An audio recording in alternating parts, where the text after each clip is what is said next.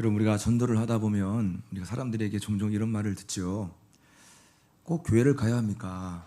꼭 교회를 다녀야 합니까?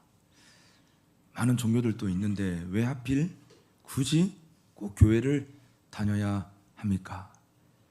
절도 있고 성당도 있고 어떤 종교든지 종교 하나를 가지면 되는 거 아닙니까? 라고 하는 우리가 이런 말들을 듣겠습니다.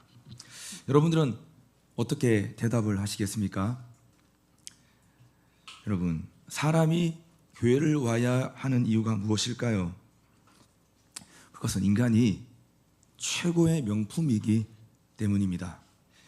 여러분, 명품이 고장이 나면 어디를 가야 하죠? 명품을 만든 곳으로 가야 합니다. 그래야 제대로 고칠 수가 있습니다. 현대차가 고장이 나면 현대 자동차 서비스 센터를 가야 하고, BMW가 고장이 나면 BMW 서비스 센터를 가야 하는 것입니다. 이처럼 인간을 만든 분이 하나님이시기 때문에 하나님을 믿는 교회로 와야 명품 인생을 유지할 수가 있는 것입니다. 여러분, 교회는 어떤 곳일까요? 독일의 신학자 한스 퀼이라고 하는 교수님은 이런 말을 냈습니다. 교회란 하나님의 형상을 잃어버린 사람들을 회복시켜 본래의 자기를 찾게 해주는 것이다. 그래서 인간을 가장 행복하게 만들어주는 곳은 바로 교회다라고 말했습니다. 여러분, 오늘 우리는 요한복음 7장의 말씀을 읽었는데요, 요한복음 7장 전체 메시지가 지금 어떻게 흘러오고 진행되어 왔냐면요, 예수를 믿는다는 것은 결국 예수를 통해서 하나님을 만나는 것이고, 하나님을 만나게 되면 하나님의 마음으로 채워져 세상으로 다시 파송을 받는 것, 이것이 바로 예수를 믿는 삶이다 라고 지금 요한복음 7장에서 그런 맥락의 말씀을 하고 있습니다. 또한 예수를 통해서 얻고자 하는 것이 무엇이냐? 그것은 바로 예수를 통해서 세상을 얻고자 하는 것이 아니라 예수를 통해서 하나님을 얻고자 하는 것, 하나님을 얻으려고 하는 것이 바로 예수를 통해서 얻고자 하는 거예요. 왜죠? 예수를 통하지 않으면 하나님을 만날 수도 없고 하나님을 얻을 수도 없기 때문입니다. 자, 그렇다면 오늘 본문은 이제 무엇을 말하는 것이냐 하는 거예요. 오늘 본문은 예수를 만나면 어떤 삶을 살게 되느냐라는 것에 대해서 말씀하고 있습니다.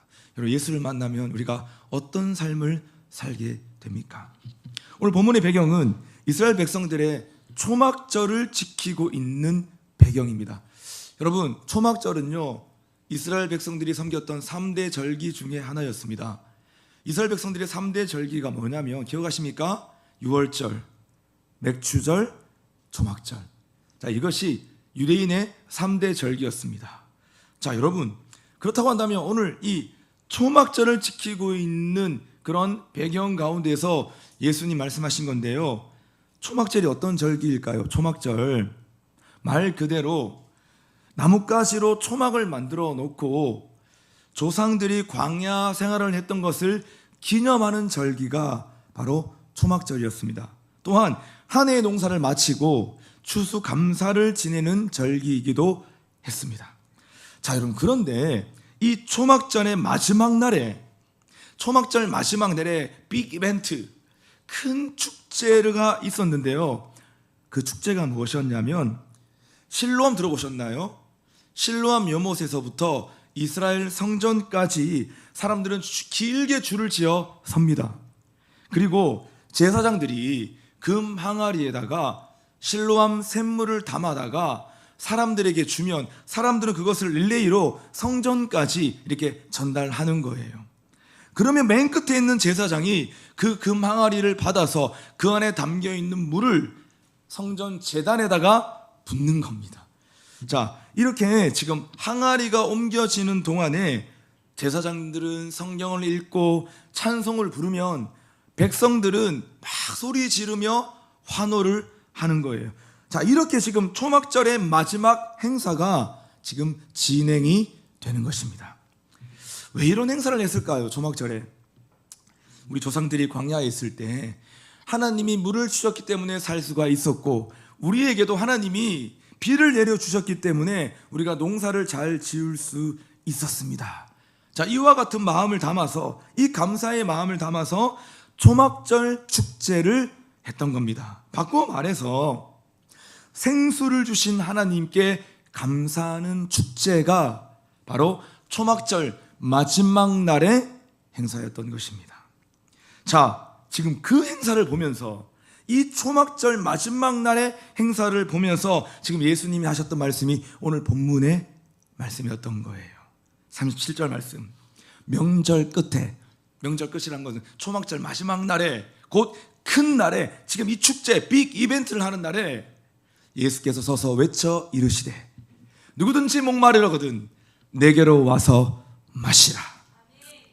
목말라 하는 자들을 향한 예수님의 초대였던 거예요. 누구든지 목마르거든 내게로 와서 마시라. 여러분, 그런데요, 생각해 보십시오. 지금 예수님의 이 초대는 초막절 마지막 날에 하기에는 너무 핀트가 맞지 않는 초대였어요. 왜입니까? 사람들은 지금 물을 기르는 행사에 참여하고 있습니다. 지금 물이 막 솟아나고 있습니다. 물이 막 넘쳐나고 있는 여러분 그런 상황이었던 거예요.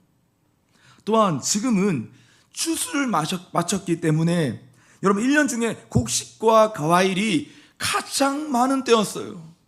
게다가 일주일 동안 지금 축제를 하느라 배부르게 먹고 마시는 여러분 그런 상황이었던 것입니다. 그러니까 지금은 1년 중에서 가장 풍요롭고 절대로 목마르지 않는 시간이었다는 것입니다.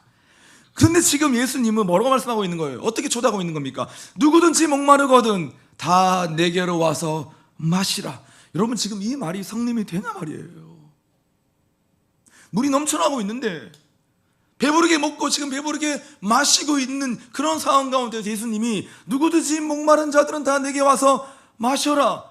여러분, 이 초대는 지금 뭔가 성립이 되지 않는, 핀트가 맞지 않는 주님의 초대였던 것입니다. 아마도 이 말을 들은 사람들은 뭔 소리야, 지금 여기에 목마른 사람이 어디 있어? 라고 하면서 예수님의 말을 비웃었을 것입니다. 자, 그렇다면 예수님은 왜 하필 이때에 이런 말씀을 하셨을까요? 예수님은 모든 인간이 목마른 존재라는 것을 아셨기 때문입니다. 육체가 배부르고 자기의 소원이 다 이루어지고 심지어 세상의 모든 것이 자기 손에 들어온다 할지라도 인간의 마음 깊은 곳에는 목마름이 있다는 것을 예수님이 아셨던 것입니다. 근데 우리들은 이렇게 생각을 하죠. 목마름에는 구체적인 이유가 있다고 우리는 생각을 합니다. 내가 왜 지금 목마른지, 목말라 하는 그 구체적인 이유가 있다라고 많은 사람들은 생각을 하는 거예요. 제가 여러분들에게 당신은 무엇에 목말라 하십니까? 라고 제가 여러분들에게 물어보면 여러분들은 아마도 저는 이것 때문에 목마릅니다, 저는 저것 때문에 목마릅니다 라고 자신의 목마름을 설명할 것이에요. 건강이 무너진 사람은 건강에 목마르고, 돈이 없는 사람은 돈에 목마르고, 사랑을 해보지 못한 사람은 사랑에 목마릅니다 라고 말을 할 것입니다. 자, 그럼 제가 다시 묻겠습니다. 만약 그 목마름이 해결되면 당신은 다시는 목마르지 않습니까? 만약에 그 목마름이 해결되면 우리는 영원히 목마르지 않습니까? No. 잠깐은 해결되겠지만 그럼 결국 우리는 또 다른 것으로 목마르게 된다는 것입니다. 왜냐하면 목마름의 원인이 바로 마음에 있기 때문입니다. 여러분, 우리는 우리의 마음, 인간의 마음을 잘 이해를 해야 돼요. 인간의 마음은요, 엄청나게 큰 공간입니다. 우주보다도 더 큰 공간이 바로 인간의 마음인 것이 얼마나 크냐 하면 하나님으로만 채울 수 있는 매우 큰 공간이 바로 인간의 마음이고 우리들의 마음인 것입니다. 그러니까 인간 목마름의 근본 원인은 아무리 채워도 채워지지 않는 인간의 큰 마음이라는 것입니다. 여기서부터 우리의 목마름이 시작되는 거예요. 그래서 파스칼은 말했죠.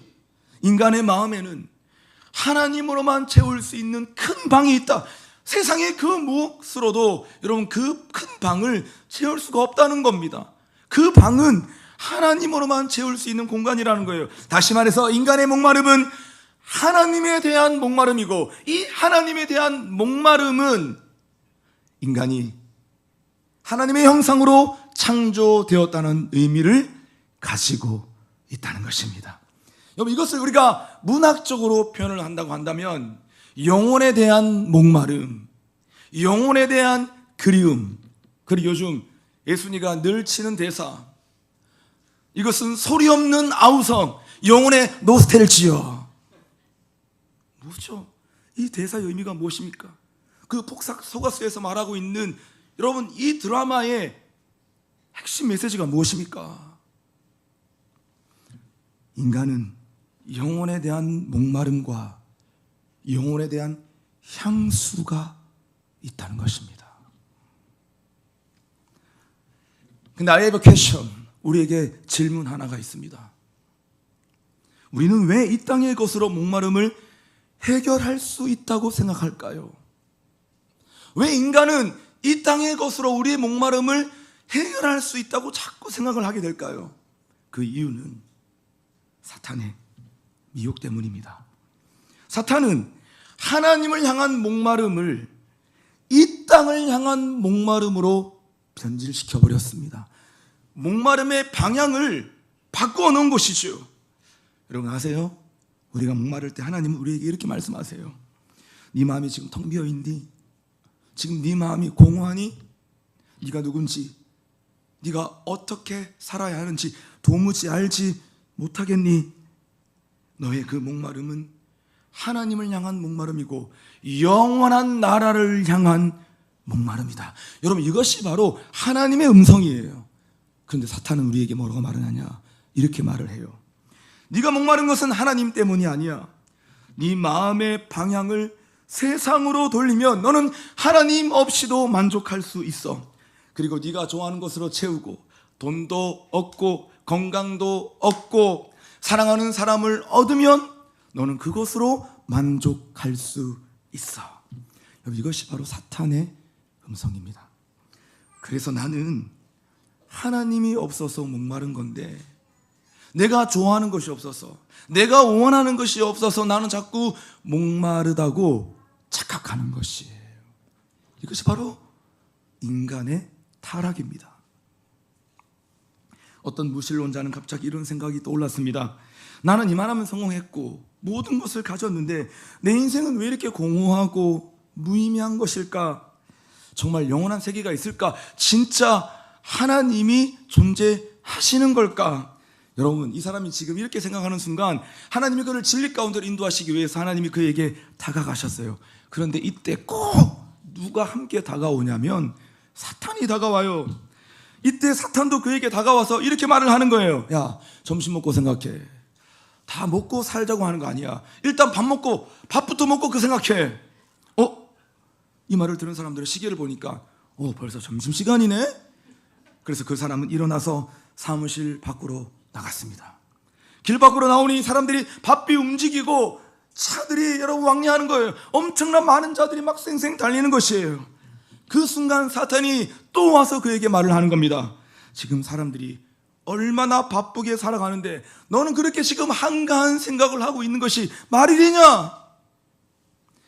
사탄의 말을 듣고 그 사람은 이렇게 말을 했습니다. 맞아.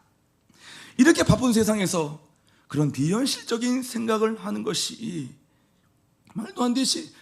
내가 왜 그런 비현실적인 생각을 자꾸 하고 있어? 그냥 열심히나 살자. 자기 개발이나 하자. 그 순간 그에게 활짝 열렸던 영적인 기회가 완전히 닫혀버리고 말았던 것입니다. 그때 사단은 그 광경을 보고 소리를 지르며 박수를 치며 성공했다 라고 마귀는 소리를 치는 것입니다. 여러분, 이 내용은 C.S. 루이스가 썼던 스크루테이프의 편지의 내용입니다. 여러분, 이 이야기는 도대체 무엇을 말하는 것입니까?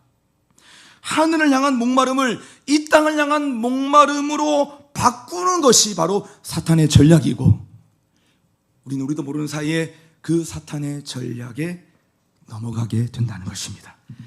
그래서 오늘은 예수님 말씀하시죠. 누구든지 목마르거든 내게로 와서 마시라. 이게 보니까 좀 이상합니다. 약간 모순이 있어요.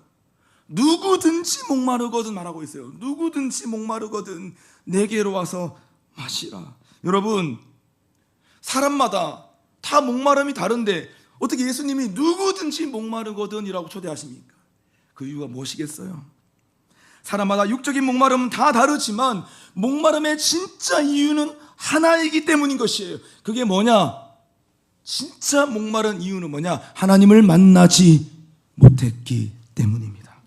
그래서 누구든지 목마르거든 내게로 와서 마시라 라고 주님이 말씀하고 있는 것입니다.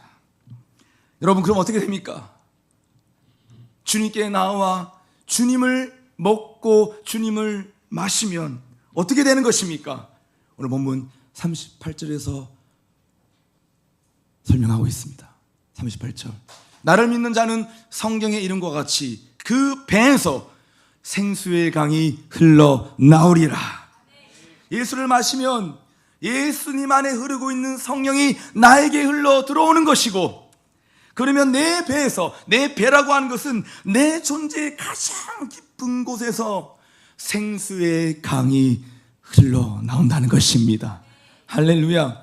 내 배에서, 내 존재의 가장 깊은 곳에서 생수의 강이 흘러나온다는 거예요. 여러분, 여기서 지금 생수의 강이 무엇을 의미하는 것입니까? 39절. 이는 그를 믿는 자들이 받을 성령을 가리켜 말씀하신 것이라. 내 배에서 생수의 강이 흘러나온다는 것은 성령의 강이 솟아난다는 것입니다. 성령이 흘러나온다는 것이에요. 그러므로 내 안에 흐르는 성령을 통해서 나의 근본적인 목마름을 해결되는 것이다. 이것이 바로 오늘 예수님의 말씀인 것입니다. 내게로 나오라. 영원히 목마름 전혀 없으리. 내게로 나오라. 가까이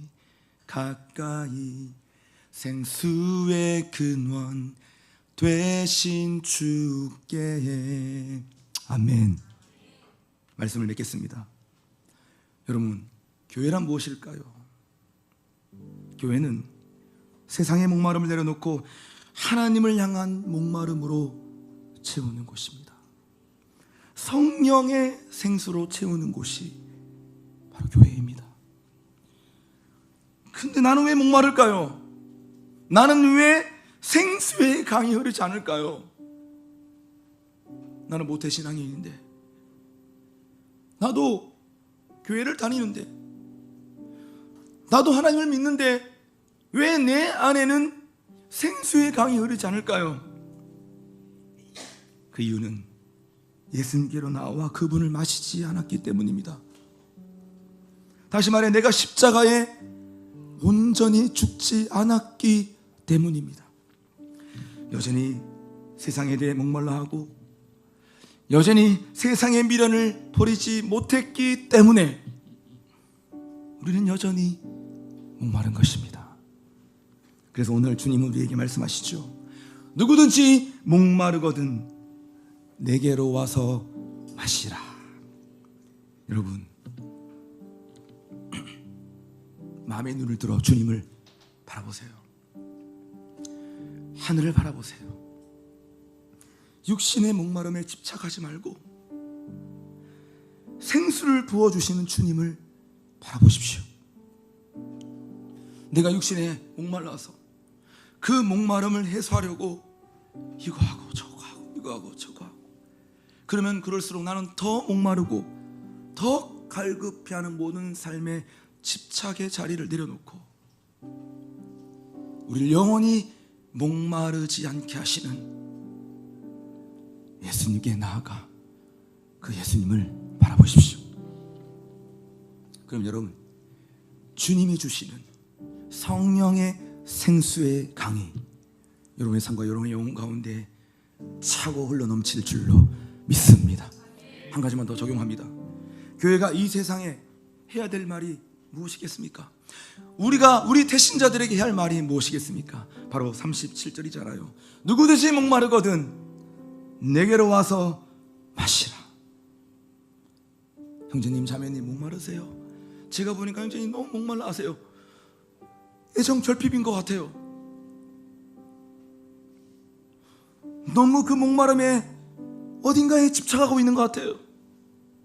자매님이 거기에서부터 자유케 되기 위해서는 예수님께 나와 생수의 강물을 경험해야 됩니다. 성령의 강을 경험해야 됩니다. 더 이상 목마르지 않는 예수님이 주시는 생수를 마셔야 합니다. 여러분, 이 말씀을 하면서 우리는 태신자들을 초청해야 하는 것입니다. 여러분, 그래서 태신자들이 행축에 와야 하는 이유가 무엇입니까? 더 이상 그들의 삶의 그 목마름을 끝내야 하기 때문인 것이에요. 우리 가족과 우리의 친구들이, 우리가 작정하고 있는 태신자들이 더 이상 세상과 육신의 목마르는 그 삶을 정리해야만 그는 행복할 수 있고, 그는 구원을 받을 수 있고, 그는 하나님 주시는 기쁨과 평강 가운데 거할 수 있기 때문에 반드시 이번 행축 예배에 나와 예수님이 주시는 생수의 강을 마셔야 우리 태신자들은 진정한 행복을 경험할 수 있기 때문입니다. 우리가 먼저 예수님이 주시는 이 생수를 마시고, 우리가 모든 세상의 집착으로부터 자유하고 내가 목말라 하는 모든 육신의 목마름으로부터 해가를 받아 주변에 우리의 가족과 우리의 모든 친구들, 목말라하고 갈증을 느끼고 있는 그 영혼을 향해 예수님의 생수를 우리가 전달해 줄 수 있는 이 놀라운 역사가 저와 여러분의 삶 가운데, 우리 공동체 삶 가운데 일어날 수 있기를 주님의 이름으로 축원합니다.